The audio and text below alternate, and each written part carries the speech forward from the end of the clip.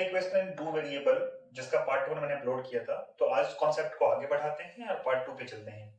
तो please video को last तक देखिएगा और फिर से मैं आपको ये श्योर करता हूं कि इस वीडियो को देखने के बाद इस चैप्टर से खास करके आपको कोई प्रॉब्लम नहीं होने वाली है। स्टार्ट करते हैं।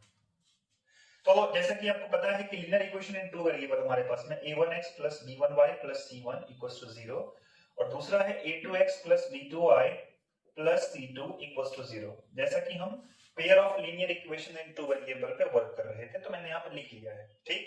और पिछले क्लास में मैंने आपको बताया था कि कंडीशन, कि किस किस कंडीशन में जो है कंसिस्टेंट होता है इसका सॉल्यूशन और किस कंडीशन में ये इनकंसिस्टेंट होता है ना, जिसमें हमने यूनिक सॉल्यूशन और जो इनफाइनाइट मिनी सॉल्यूशन है इसको कंसिस्टेंट कहा था और नो सॉल्यूशन को हमने इनकंसिस्टेंट कहा था। तो आगे बढ़ते हैं हम लोग। आगे बढ़ेंगे तो देखो बच्चा, यदि इसका सॉल्यूशन होगा तो सॉल्यूशन के कई सारे मेथड होंगे। ठीक है, जैसे मैं बात करूंगा method to find the solution of linear equation in two variable. तो देखते हैं मेथड में हम सबसे पहले बात करेंगे एलिमिनेशन मेथड की। एलिमिनेशन मेथड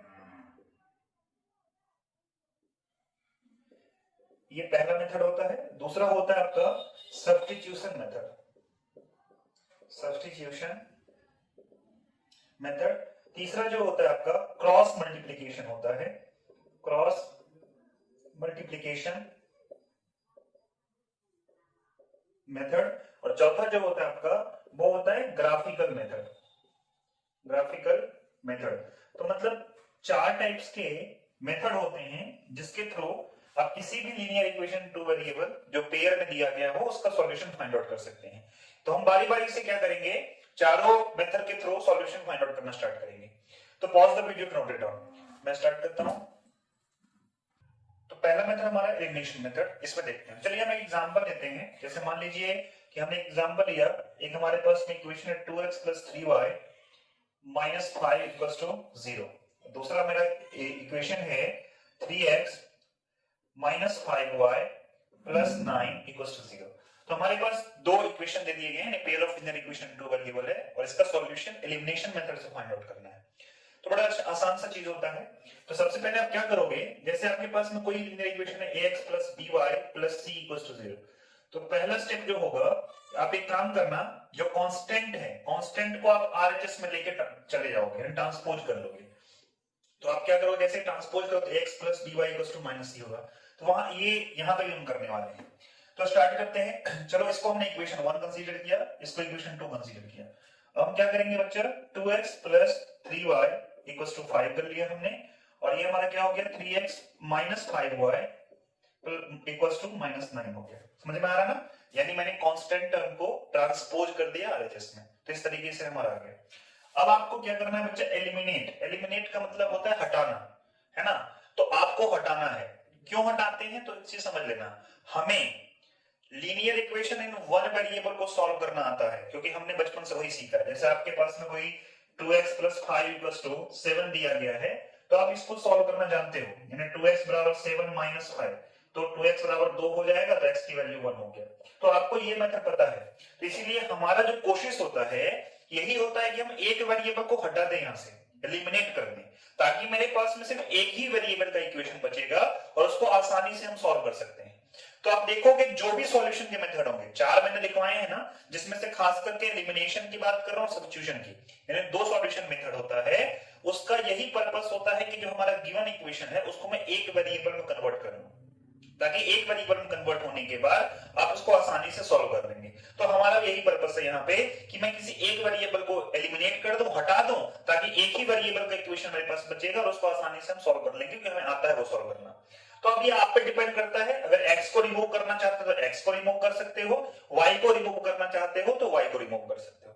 ठीक है, मान लो कि मुझे यहाँ पे x को रिमूव करना है, तो x को रिमूव करने के लिए मुझे क्या करना पड़ेगा, आप देख सकते हो, मुझे जो दोनों इक्वेशन है, यानी पहला इक्वेशन है दूसरा इक्वेशन है, इस दोनों इक्वेशन में जो x का कोएफिशिएंट है उसको बराबर करना होगा। समझ रहे हो ना, x के कोएफिशिएंट को मुझे क्या करना पड़ेगा, बराबर करना पड़ेगा। तो एक बहुत आसान मेथड होता है क्या, कि जो पहले इक्वेशन में जो x का कोफिशिएंट है उस कोफिशिएंट को पकड़ो और सेकंड इक्वेशन में मल्टीप्लाई कर लो। इस तरीके से सेकंड इक्वेशन का जो कोफिशिएंट दिख रहा है आपको उसको पकड़ो और फर्स्ट इक्वेशन में आप मल्टीप्लाई करो। बड़ा आसान है। अगर अच्छा ये कब करोगे बच्चा, जब आप देख सकते हैं 2 और 3 एक कोप्राइम नंबर है तभी आप ऐसा करोगे। यदि मान लो कि दोनों नंबर ऐसे, मान लो कि यहाँ पे मैं ऐसे लिख लेता 4x और यहाँ पे लिखता मैं 6x, तो यहाँ पे आप एलिमिनेट नहीं कर, डायरेक्ट मल्टीप्लिकेशन नहीं कर लेते, फिर आप क्या करते दोनों का एलसीएम फाइंड आउट करते। तो 4 और 6 का एलसीएम लिखते तो ये आपके कुछ 12 आता। तब आपको क्या करना था, 12 इसको ही बनाना था, 12 इसको ही बनाना था। तो जब आप देखोगे कोफिशिएंट, एक कोफिशिएंट में कुछ कॉमन आ रहा है तब आप एलसीएम निकाल करके कोफिशिएंट को इक्वल करोगे, और नहीं तो अगर कुछ भी कॉमन नहीं है यानी एचसीएफ 1 है उसका, तो आप डायरेक्ट मल्टीप्लाई कर सकते हो। तो यहाँ पे मैंने मल्टीप्लाई किया तो ये कितना हो जाएगा, 2x को 3 से मल्टीप्लाई करेंगे तो 6x, 3y को 3 से मल्टीप्लाई करेंगे तो 9y इक्वल्स टू 5 3 कितना हो गया 15 हो जाएगा। इस तरीके से 3x को 2 से मल्टीप्लाई किया तो कितना आ जाएगा 6x, ये कितना हो जाएगा -10y इक्वल्स टू -18 आ गया। अब क्या करना है बच्चा, इसको सॉल्व करना है। तो देखो यहाँ पे भी 6x है और यहाँ पे भी 6x है। अगर मैं घटा दूं इसको यानी माइनस कर दूं तो आराम से 6x में से 6x कैंसिल आउट हो जाएगा। तो मैं एक काम करता हूं यहाँ पे बच्चा माइनस करता हूं, तो माइनस जब करूंगा तो आपको पता है माइनस माइनस माइनस क्या हो जाएगा प्लस, और माइनस माइनस क्या हो जाएगा प्लस। तो आपका कुछ इक्वेशन इस तरीके से हो गया है। इसको देखिएगा 6x minus 6x cancel out हो गया, 9y प्लस 10y, क्योंकि यहाँ पे अब आपका जो है साइन 10y का प्लस हो चुका है, तो 9y प्लस 10y कितना हो जाएगा 19y हो गया, और 15 और 18 को जोड़ो कितना आ जाएगा 33 हो जाएगा। तो y की वैल्यू यहाँ से कितना निकल गया बच्चा 33/19 है ना। तो ये y की वैल्यू निकल गई। x की वैल्यू निकालना है तो एक काम करो, इस y के इस वैल्यू को किसी भी इक्वेशन में आप सब्स्टिट्यूट कर सकते हो, है ना। इक्वेशन 1 में भी रख सकते हो, इक्वेशन 2 में भी रख सकते हो। तो मैं एक काम करता हूं, यहां से ले लेता हूं substitute the value of y in equation 1। तो मैंने इक्वेशन 1 में सब्स्टिट्यूट किया इसको, तो क्या हो जाएगा इक्वेशन 1 को क्या है बच्चा, ये हमारे पास है 2x plus 3y equals to 5 है। तो 2x प्लस y की जगह पे हमें क्या रखना है 33/19 रखना है, हम रख लेते हैं, इक्वल्स टू कितना हो जाएगा 5 हो जाएगा। तो आप देख सकते हैं ये कितना हो गया 2x प्लस 33 3 कितना होता है 99/19 इक्वल्स टू 5 हो गया। अब 9/19 को आप ट्रांसपोज कर दीजिए आरएचएस में, तो 2x बराबर कितना हो जाएगा 5 माइनस 99/19। ये कितना हो जाएगा बच्चा 2x बराबर 95 माइनस 99/19। तो 2x की वैल्यू कितनी हो गई, ये हो जाएगी -4/19। x को उधर भेजोगे तो डिवाइड में जाएगा ना, तो -4/19 मल्टीप्लाइड 1/2 किया, 2 से 2 बार में कटा, तो x की वैल्यू कितनी आ गई -2/19 आ गई, है ना। तो आप देख सकते हैं इस तरीके से हमारे पास में x और y दोनों की वैल्यू आ गई। Pause the video, note it down. एक और क्वेश्चन इस पे देखते हैं। जैसे मेरे पास में क्वेश्चन है, मान लीजिए कि 4x plus 17y equals to दे रखा है मेरे पास में कुछ 10, है ना, और एक दे रखा है 6x प्लस 34, या फिर आप ले लो कुछ ऐसे ही 19y ले लिया मैंने, इक्वल्स टू मेरे पास में दे रखा है कुछ 25 दिया गया है। मुझे इसको सॉल्व करना है। तो देखो कैसे सॉल्व करूंगा। अब मुझे यहाँ पे x को हटाना है, क्योंकि मैं x को इसलिए, मैं ऐसा क्वेश्चन इसलिए लिया हूं क्योंकि आप देख सकते हैं यहाँ पे 4 और 6 को प्राइम नंबर नहीं है, यानी इसका HCF 2 आ रहा है। तो कैसे सॉल्व करेंगे, इसलिए मैंने एग्जांपल लिया है। तो मुझे x को रिमूव करना है, x को एलिमिनेट करना है। तो एक काम करूंगा 4 और 6 का एलसीएम निकालूंगा, तो 4 और 6 का एलसीएम कितना आ जाएगा 12 आएगा, 12 आएगा। तो अब मुझे क्या करना है बच्चा, इसमें यानी जो पहला इक्वेशन है उसमें x कोएफिशिएंट को 12 बनाना है और दूसरे इक्वेशन के x कोएफिशिएंट को भी 12 बनाना है।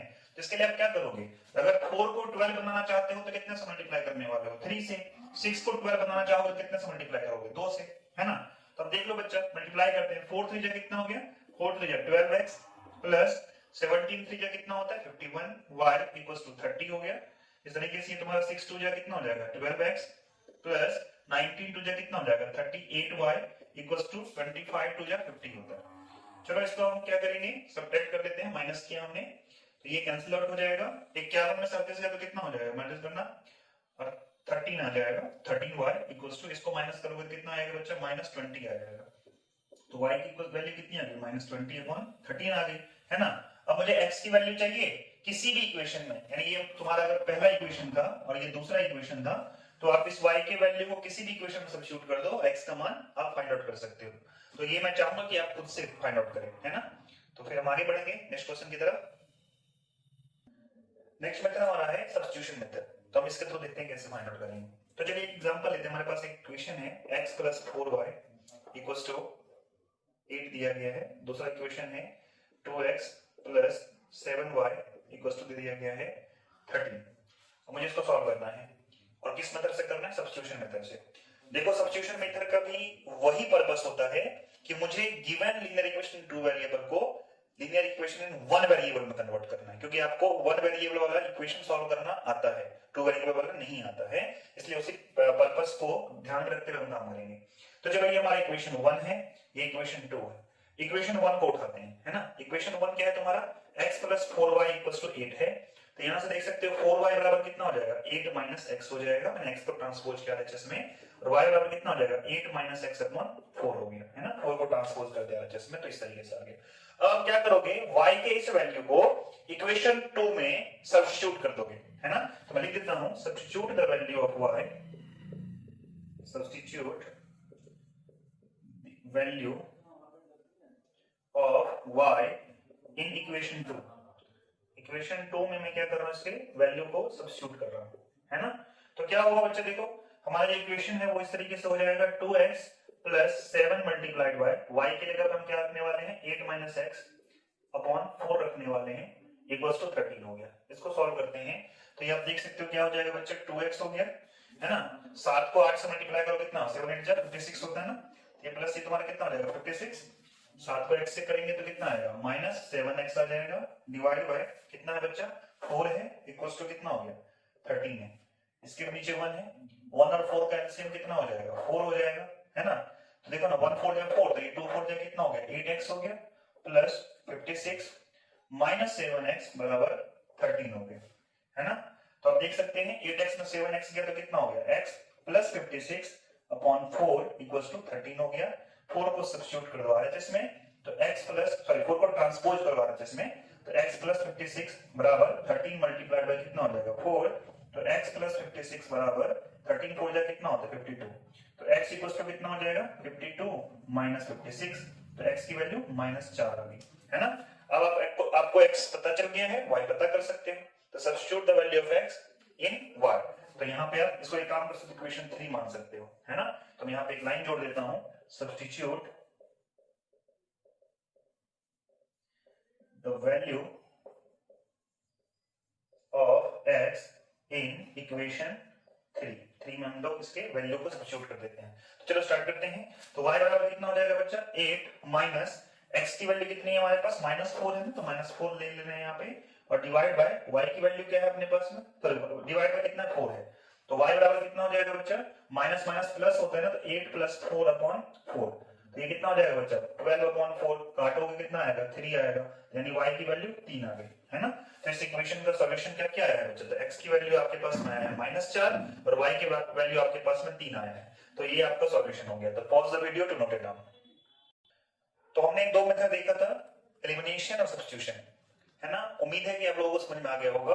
अब हम तीसरे मेथड जो कि क्रॉस मल्टीप्लिकेशन मेथड है उसके ऊपर बात करते हैं। चलो एग्जांपल उठाते हैं। एग्जांपल हमारे पास में x + 4y = 5 और दूसरा है 2x + 5y = 7, है ना। अब इसको हम सॉल्व करने की कोशिश करेंगे। तो एक काम करो बच्चा, आप ना 5 को भी एलएचएस में लेके आ जाओ और 7 को एलएचएस में लेके आ जाओ। तो आप इसको इस तरीके से लिख सकते हैं कि x + 4y, है ना, -5 = 0। और ये क्या हो जाएगा बच्चा? 2x + 5y - 7 = 0। चलो क्रॉस मल्टीप्लिकेशन से सॉल्व करने से पहले मैं आपको एक कॉन्सेप्ट देना चाहूंगा। तो कॉन्सेप्ट क्या कहता है कि अगर आपके पास में a1x + b1y + c1 = 0 और a2x + b2y + c2 = 0 कोई simultaneous linear equation in two variable है, तो क्रॉस मल्टीप्लिकेशन से अगर सॉल्व करना तो कैसे करते हैं? तो देखो बच्चा, पहले हम क्या करेंगे? x को लिखेंगे न्यूमरेटर में, और उसके बाद एक बड़ा सा ये लेकर के डिवाइड का साइन लेकर के हम क्या करने वाले हैं? तो डिनोमिनेटर में क्रॉस मल्टीप्लिकेशन करने वाले हैं। तो पहले ध्यान देना क्या करोगे, यदि x को आप ले रहे हो तो आप क्या करना? इसको ढक देना। कवर कर लिया हमने। और अब हम क्या करेंगे बच्चा, ऐसे मल्टीप्लाई करेंगे, है ना। ये देखो, ये क्या हो जाएगा, b1 मल्टीप्लाई बाय c2, यानी y के कोफिशिएंट को और कांस्टेंट टर्म को मल्टीप्लाई कर रहा है, तो ये कितना हो जाएगा b1 इंटू c2। फिर आप ऊपर जैसे ही जाओगे तो माइनस लगाओगे, माइनस ये तुम्हारा मल्टीप्लीकेशन हो जाएगा b2 c1 इक्वल्स टू, अब क्या कर रहे हो बच्चा, यदि y को आप सॉल्व कर रहे हो, है ना, तो y को सॉल्व करते टाइम पर में क्या करने वाले हो, यहाँ पे माइनस लगा देना पहले ही, और उस केस में आप क्या करोगे, जब भी y को सॉल्व करोगे तो y को आप कवर कर लेना, और y को कवर करने के बाद फिर क्या करोगे, x से कोफिशिएंट जो a1 है उसको मल्टीप्लाई करोगे c2 से, और माइनस a2 को c1 से मल्टीप्लाई करोगे, तो ये आपका क्या हो जाएगा a1 c2 minus a2 c1 equals to, अब हम बात कर लेते हैं कांस्टेंट टर्म का, तो कांस्टेंट टर्म में हमेशा आप 1 लेने वाले हो और फिर वही काम करोगे, अब c1 c2 को आप कवर कर लेना और इन दोनों कोफिशिएंट को मल्टीप्लिकेशन सब्ट्रैक्शन करने वाले हैं, तो फिर ऐसे जाएंगे a1 b2 हो जाएगा, a1 b2 और माइनस कितना हो जाएगा बच्चा a2 b1 हो जाएगा। तो ये एक तरीका होता है सॉल्व करने का, ऐसे हम यहां पे भी करने वाले हैं, ठीक है। तो देखो बच्चा, एक काम करते हैं, यहाँ पे फिर से x को हमने ऊपर लिया तो x वाला कवर कर लिया और इसको ऑपरेट करने वाले हैं, तो 4 को 7 से गुणा करोगे तो कितना हो जाएगा, 4 माइनस 7 कितना होता है बच्चा 28, तो ये माइनस 28 हो गया, और माइनस अब उल्टा चलोगे तो 5 5 से कितना हो जाएगा 25, तो चूंकि माइनस है तो माइनस 25 हो गया, है ना, 5 को माइनस 5 से मल्टीप्लाई किया तो माइनस 25 आ गया आपका, ठीक, इक्वल्स टू कितना हो जाएगा बच्चा, y माइनस y अपॉन में a1 c2, यानी आपको क्या करना है, x के इस कोफिशिएंट को 7 से मल्टीप्लाई करना है, तो ये कितना हो जाएगा माइनस 7 माइनस 2 को माइनस 5 से करोगे कितना हो जाएगा 2 5 जा 10, तो माइनस 10 हो गया, इक्वल्स टू कितना हो जाएगा बच्चा 1 डिवाइड बाय 1 इंटू 5 कितना होता है 5, है ना, माइनस 2 इंटू 4 करोगे कितना हो जाएगा 8 हो जाएगा, है ना। समझ रहे हो मैंने क्या किया, मैंने ये किया कि जैसे इन्हें x लिया तो x वाले को ढक दिया और फिर मैं क्रॉस मल्टीप्लाई कर रहा हूं इस तरीके से, 4 इंटू माइनस 7 कितना है माइनस 28, फिर यहाँ पे आप देख सकते हो माइनस का साइन होता है जब ऐसे मल्टीप्लाई करते हैं तो माइनस हुआ और फिर ऐसे मल्टीप्लाई हो जाएगा, तो 5 5 से कितना हो गया 25, है ना, तो माइनस 25, इस तरीके से माइनस y लेना है, और जब y ले रहे हो तो y वाले टर्म को आप क्या करोगे कवर कर दोगे, और फिर इस तरीके से मल्टीप्लाई करोगे 1 इंटू माइनस 7 फिर माइनस लगाओगे, और फिर 2 इंटू 4 कितना हो जाएगा, सॉरी 2 इंटू माइनस 5 कितना हो जाएगा माइनस 10 हो गया, फिर आप कांस्टेंट टर्म में क्या करते हो बच्चा 1 लेते हो और फिर आप इस कांस्टेंट टर्म को कवर करके और इनके साथ क्रॉस मल्टीप्लिकेशन करोगे, तो 1 इंटू 5 कितना हो गया 5 माइनस 2 इंटू 4 कितना हो जाएगा माइनस 8 हो जाएगा। अब सॉल्व करते हैं, देखो ये कितना हो गया x अपॉन माइनस 28 है और ये माइनस माइनस कितना हो जाएगा प्लस 25 बराबर माइनस y अपॉन माइनस 7 है और माइनस माइनस कितना हो गया प्लस 10 हो गया, इक्वल्स टू ये कितना हो जाएगा बच्चा 1 अपॉन 5 माइनस 8 कितना हो गया माइनस 3 हो गया, है ना।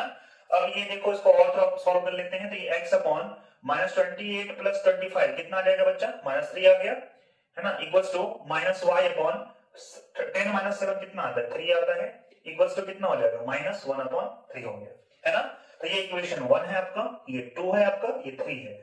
अब एक काम करो, x की वैल्यू निकालनी है ना, तो इक्वेशन 1 और इक्वेशन 3 को एक साथ ले लो, जब y की वैल्यू निकालनी हो तो इक्वेशन 2 और इक्वेशन 3 को एक साथ लो, तो हम देख सकते हैं जब मैं इक्वेशन 1 और इक्वेशन 3 को लिखता हूं, इक्वेशन 1 एंड इक्वेशन 3 इसको मैंने एक साथ लिया तो कितना हो जाएगा x upon minus 3 equals to कितना हो गया बच्चा माइनस 1 अपॉन 3, तो माइनस 1 अपॉन 3 तो माइनस से माइनस कैंसिल आउट हो गया, तो x बराबर कितना हो जाएगा 3 अपॉन 3 दैट इक्वल्स टू 1 है, यानी x की वैल्यू आपके पास 1 आ गई।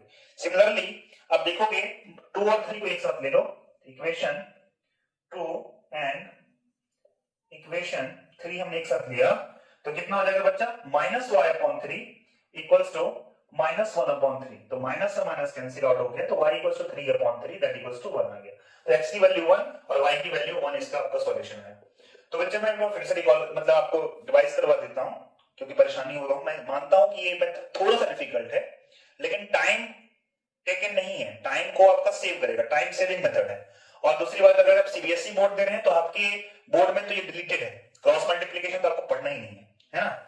तो अब इसमें मैंने बड़ा आसानी से क्या किया, जब भी मुझे x लिखना है ना तो x लिखूंगा मैं और x वाले पार्ट को कवर कर दूंगा और फिर जो बचा हुआ पार्ट है उसके साथ क्रॉस मल्टीप्लाई करूंगा, यानी b1 को c2 से गुणा करना है b1 c2, और जब उल्टा जाते हो तो माइनस लेके चलते हो, तो माइनस b2 c1 लिखा मैंने। यहाँ पे y के साथ माइनस लगाओगे, क्यों लगाते हो? ये मैट्रिक्स एंड डिटरमिनेंट्स का टॉपिक है जो कि आपको 12th क्लास में पढ़ना है ना, तो इसलिए उस पर टाइम वेस्ट नहीं करेंगे। आपको ये समझ लो कि माइनस लगाना है यहाँ पे, तो माइनस y डिवाइड बाय, फिर आप y वाले को कवर कर लोगे और फिर क्रॉस मल्टीप्लाई करोगे ऐसे, a1 into c2 minus a2 into c1, है ना। फिर कांस्टेंट टर्म को ढकना है, कांस्टेंट टर्म को ये करना है, कवर करना है, और 1 अपॉन में फिर ये क्या हो जाएगा बच्चा, a1 b2 minus a2 b1, है ना। तो ये मेथड मेनली होता है, इसी पे हम इस चीज को सॉल्व करते हैं। तो ये आपके 3 मेथड है। देखो बच्चा, ग्राफिकल मेथड जो है ये 4th मेथड है। तो चूंकि इसमें क्या होता है, जो भी हमारा इक्वेशन दिया गया है इसको हम क्या करेंगे, ग्राफ पेपर पे ड्रॉ करेंगे, है ना। जिस पॉइंट पे, जैसे मान लीजिए इसको आप ड्रॉ करने वाले तो एक स्ट्रेट लाइन मिलने वाला है, ये भी ड्रॉ करोगे तो एक स्ट्रेट लाइन मिलेगा, तो जिस पॉइंट पे ये काट देगा एक दूसरे को ना, वही पॉइंट क्या हो जाएगा, इसका एक सॉल्यूशन हो जाएगा। तो चूंकि ये ग्राफ का वर्क है तो बोर्ड पे तो मैं बता नहीं सकता हूं। तो उम्मीद है कि आपको ये 3 मेथड जो है, खास करके एलिमिनेशन, सब्स्टिट्यूशन और क्रॉस मल्टीप्लिकेशन अच्छे समझ में आ गया होगा। इस पे आप मान के प्रैक्टिस करोगे ना तो फिर आपको ये और अच्छे समझ में आएगा, है ना। जब तक आप खुद से नहीं करोगे तब तक आप कुछ नहीं सीख पाओगे। तो आप एक काम करना, इस पे बेस्ड जितने भी एनसीईआरटी में क्वेश्चंस हैं उसको लगा के देखना, तीनों मेथड्स लगा के देखना। क्यों? क्योंकि ऑब्जेक्टिव का जो क्वेश्चन है ना वो क्रॉस मल्टीप्लिकेशन के थ्रू आसानी से हो जाता है ना। या फिर हिट एंड ट्रायल मेथड से भी हम वैसे ऑब्जेक्टिव सॉल्व कर लेते हैं। तो खैर, तो आप जो है आज के लिए इतना ही है। अब जो क्लास है आप उसको यहाँ तक देखे हैं तो बहुत बहुत धन्यवाद, और प्लीज हमारे चैनल को लाइक, सब्सक्राइब एंड शेयर कीजिए। Thank you.